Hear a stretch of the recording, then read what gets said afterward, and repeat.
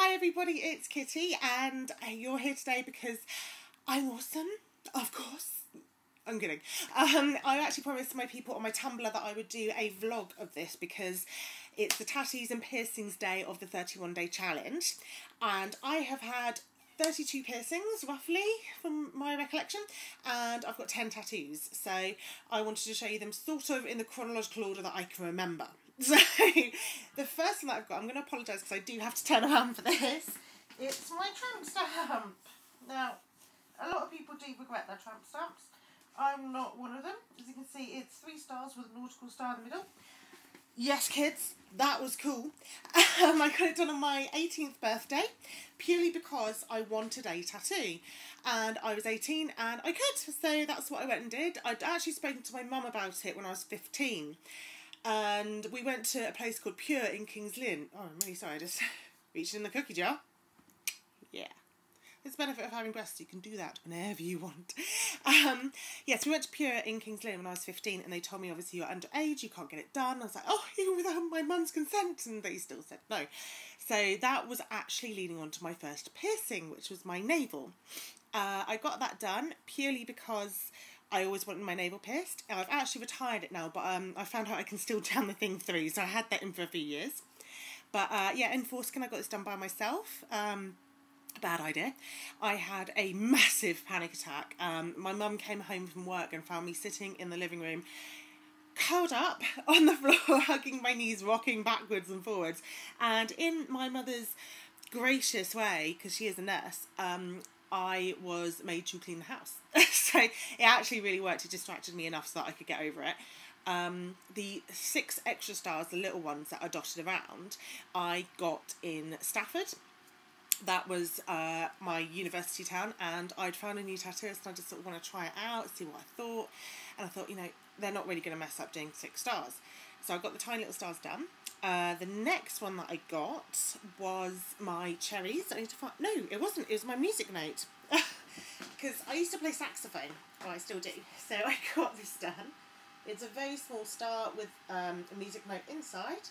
I thought it was really beautiful, and it was something that I drew up myself. Obviously, it doesn't take a lot of artistic talent to draw a star and put a music note in it, so please don't think I'm artistic. I got that done at the same place, the place called Foreskin in Fakenham. It was fantastic. A guy called Dave actually did it for me, and my friend Dan Tidd works there now, so hi Dan if you're watching. Congratulations on your wedding. The next one that I got done was again in Stafford. It was my cherries, which I was just talking about. Now they're on the other ankle. I just got to get the other leg up. There you go. You can see my really awesome slippers. Yeah, M&K. So yeah, just some cherries. And as you can see, I still had the star thing going on. Do you like my stars? I got those because I was in a bad place at uni and I wanted something to sort of start my life again. And it sort of worked. I mean, I made some new friends. I got out of my shell a lot more. The pain on that one wasn't as bad as I thought it was going to be. It's actually mainly skin and bone there. There isn't a whole lot of stuff that you're going to really affect. The ones on my back, it was right on my spine, and my spine kept going, ugh, and the guy actually said, if you do that one more time, if you move and shake or giggle, I'm going to draw a line straight up your back. You'd be surprised how still you sit when someone tells you they're going to do that. Anyway, the next one I got, now this is one of my favourites. This guy, I'm just going to move the camera down because I don't think my foot will go up that far. This is Brian. Now, Brian is an old nautical swallow. He's done in the old style. As you can see, he's got a bit of fading, and this is right on the top of my foot. So he's actually been done twice. The reason for that is it does fade very quickly. As you can see here, there's very little colour left. And here, it's sort of stayed better here. That's really where you don't rub too much. And yeah, you can scratch and do whatever you want. So it's been done twice. The stars were done all around it. They've actually been done in dot work, which I really like. And the reason he's called Brian is because when you get your foot tattooed, I'm just going to line it up again because I don't think you want to see my foot that bad. When you get your foot tattooed, your leg tends to shake. Oh, and that's Penny. So your leg's doing this the entire time while somebody's trying to draw a straight line on you or a curved line or just use some shading. It's not helpful. So he said, what do you want to call it? And I went, Brian. Carried on banging. So that really worked quite well. The next one that I got was, oh, which one was it? this one. I got this done when I came back from university. My friend at the time, Jess, actually paid for this for my birthday.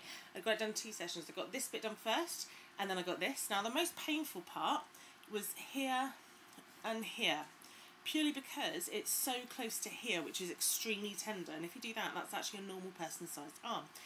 So yeah, I had all of this around here where it was just so sore and tender.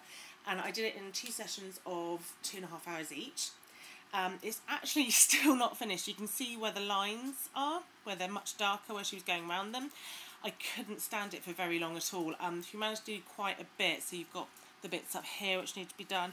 I'm going to track her down because the tattoo artist who did it originally is now closed, which is a pain in the bum because most reputable tattooists will do a touch-up for free, and I'm quite cheap. So I'm trying to find a way to track her down and go, Ash, please, for the love of everything, help me. But if not, I'm just going to save a bit of money and get it all done properly. Now, the next one is this one on my arm. Now, I got this, ignore the top bit, that's much later on.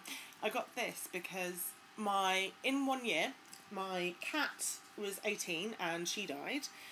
My grandfather died and I lost a very good friend. She didn't die, she just went a bit mental. So I thought, you know what, I need some luck. So what I did was I got a royal flush, I think that's a royal flush, some dice, not on 6s, which is good, no snake eyes for me, some more stars and some more cherries, because I do like my cherries. And it has actually worked. I mean, the colour on it has stayed quite some time. I'm just going to pull this down because I don't want you to see that one yet. The colour stayed on it really well. I love the shape of the dice, and this is one that I did draw up myself.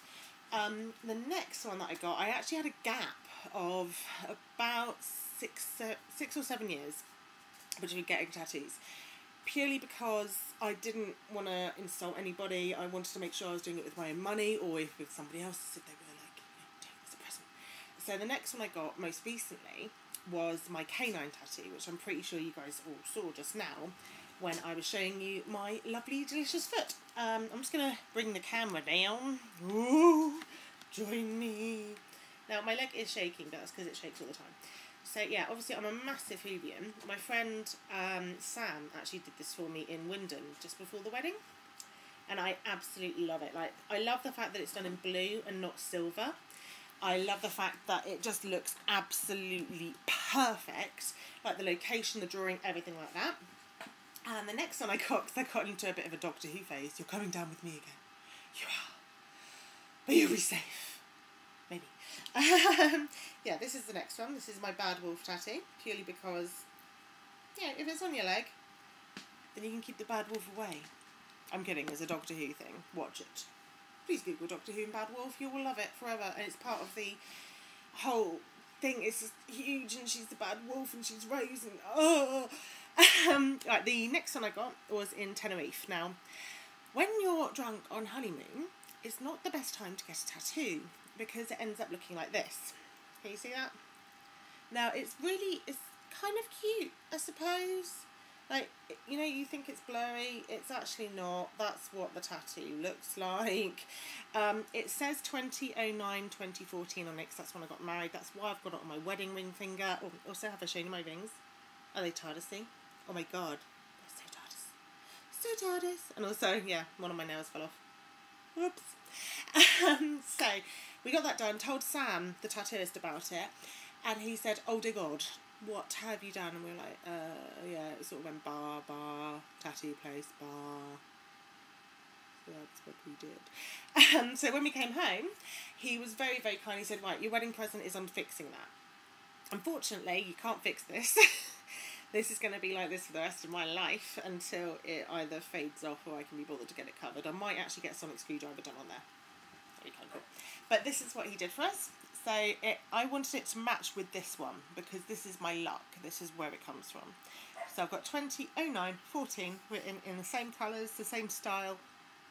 It's all very rockabilly, all very, I want to say punk, but I think my punk days are kind of behind me now, and that's a shame. But yeah, I've got that one done. So they're my tattoos. Piercings, right, so you know about the navel one that was done in Pure in Kings Lynn. Been made redundant.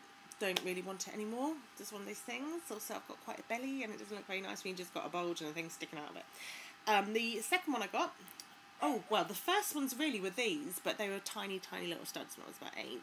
And then I got a second lot done above them, which are here and here. And I got those done when I was 12. And then one day I was quite ill and I was home from work. No, I was home from school, so I was at school. And I got 2 of those plastic things that you can freeze in the fridge and you put them in drinks. And I clipped it onto my ear, held it there for 50 minutes and jammed a needle through. Please, for the love of everything, don't do that. Go to a reputable piercer and tattooist, and please, please, please make sure you sign everything that they give you and you understand the aftercare, because I do have the hole still and I haven't put anything in it in years. So I might have messed that up a bit. It doesn't feel too bad, but yeah, it's not great. Now, the other one I've had since I was about 15 is this is called an industrial in England. You might actually call it a scaffolding in America. This has been with me, as I say, since I was 15. I was told that I was the first person in Norfolk to have it done, which is quite cool. That's quite me. That's what I do. And I absolutely love it. I wouldn't take it out for the world. It's my baby. It's my security blanket. It freaks out people when they're cutting my hair. It's all good. Now, what I also had done previously, I've had here, which is, I just call it cartilage. But I had a hoop here. I had one here. And because I'm stupid, I had one in the middle here. Now, I think that's called a tragus, but I'm not 100%. So Google it, just say, bit in the middle. Now, the problem with that one is that you can't wear headphones. My job involves wearing headphones. I did not think that through. So that one came out pretty much straight away. But I did like it. It wasn't too painful. I mean, the difference between here and here is that up here is cartilage. So for the love of everything, don't go to Claire's Accessories and get a needle done. The gun, it's not worth it. What it does is, rather than being a hole, it makes a crescent and it shoves the stuff through. What you want is the removal of the skin, and that sounds pleasant, and the cartilage, so it doesn't do what's called burnout. Burnout is where you feel it just go and the skin just heals up that. Whereas because it's trying to connect, it's trying to get back together, and what happens when that happens is you obviously get scars on piercing cases. You get something called a keloid. Now, a keloid's a really thick bit on the back of your ear or wherever you happen to have been pierced, and it's not pleasant, and you can't really heal them. So yeah, I got that done with a needle by my friend. I think that was Stafford. It might have been Ash. But yeah, I made that one. I was bored of it. So the thing that I've been doing all this time whilst having all these piercings is I've been stretching these. Now, these are actually a 22. So you can put your finger through them. Now, please don't be freaked out by what I'm about to do. Now, that is what it looks like when you've got it out. So it's actually not that bad. I've got these really cute Little Mermaid plugs for them. These are called flesh tunnels, which is just lovely. And I did this one first. This one I actually did. I got my little one, and when you've got an earring in for quite some time, it actually drags the skin down. That had happened, so I just went, I'll just put another one in, and then another one, and then I had my navel bars in there and my hoops in there. And then I actually bought a stretcher. Now, the stretcher was quite funny because it's a closed ball ring, a CBR. It was about that big, not like the whole of it, like that's how large the ring was. It was about the width of my finger. And I went to the same place that I'd had my tattoos done, which was, again, Foreskin in Fakenham. And the guy put it in my ear with so much force that my foot went out and I whacked him in the nuts. And I'm really sorry, Clive. I didn't mean to do that. Obviously I apologise profusely then. I think I gave you an extra £5 for that as well. But yeah, that's what I used for that one.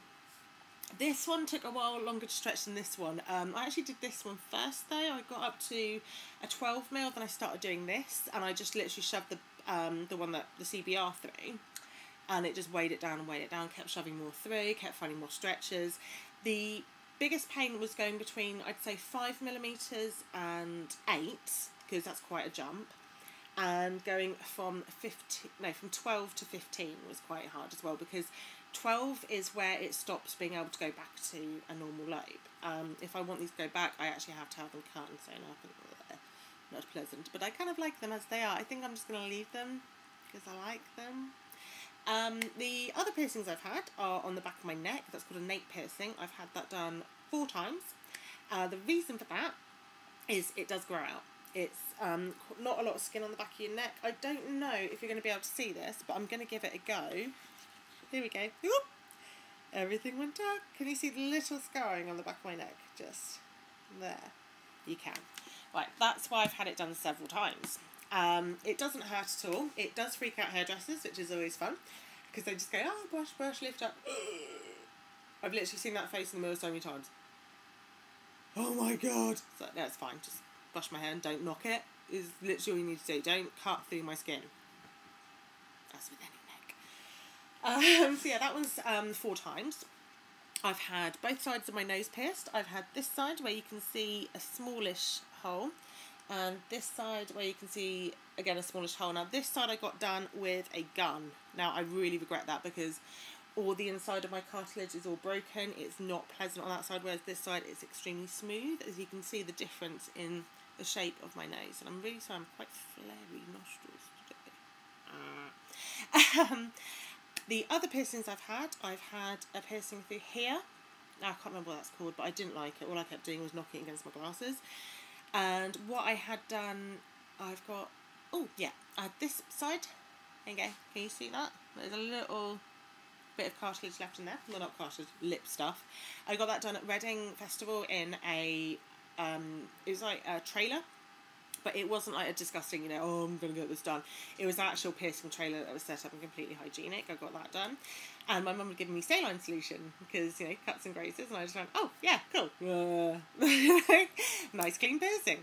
Then I got this side done in Stafford because I wanted to have the snake bites and I really did love them. I've had this done twice. The first time it was done by Ash, who did my arm. And basically I lied down. She did it that way, which is straight down. You're lying down, got your mouth open like that, and pulling it out. And I sat up and she went, oh.